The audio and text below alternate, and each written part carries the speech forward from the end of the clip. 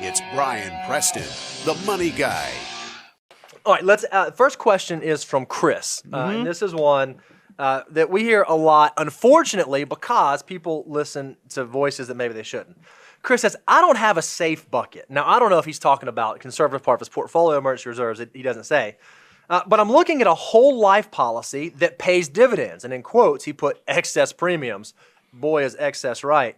Utilizing paid up additions. Any thoughts on this as a safe bucket? Should I use whole life insurance as a safe bucket or a safe piece of my investment portfolio? Well, it's interesting because I read, there's this weekly column that comes out from a former financial journalist that I have a lot of respect for. Sure. Read a few of his books.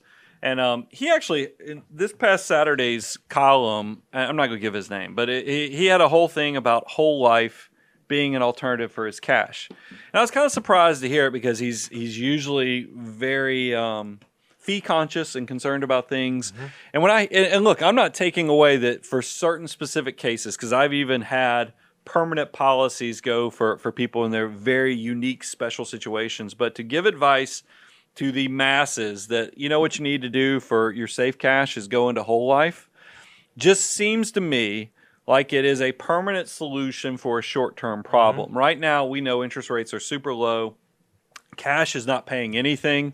But I don't know if locking myself into a policy, which is by its sheer structure considered permanent, and the fee structure, all the costs, the commissions, and everything else that goes into whole life policy, plus the high elevated cost of insurance you pay in the beginning, I don't know that I think that is where I would go for a short-term problem unless I had a very specific set of needs that actually check the boxes. Just because cash and interest rates are low, I don't know if that's good enough for me. You know, I have another problem with it.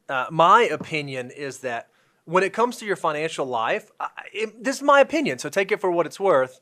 I think that your investment should be investments, and I think that your insurance should be insurance. So if you're buying insurance, it's because you have a need to leave something behind to others in case you are not here. There's an insurable need for that. Well, if you're trying to satisfy that need, it seems to me that you would want the greatest benefit possible at the lowest cost possible. And from an insurance standpoint, most often that's term life insurance. That's kind of the best way to do that.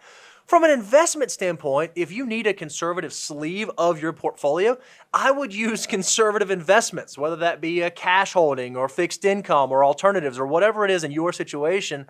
I would let my investments be investments and I would let my insurance be insurance, because when you try to mix the two, you end up with either really expensive insurance or really ineffective, inefficient investments. You can just do a lot better. So why try to blend those worlds together? You make a very solid point, is that really most of these policies, the way they can offer higher yields than markets typically is because they constrict your behavior for the first 5, 6, 7. We've even seen up to 10 years on certain policies.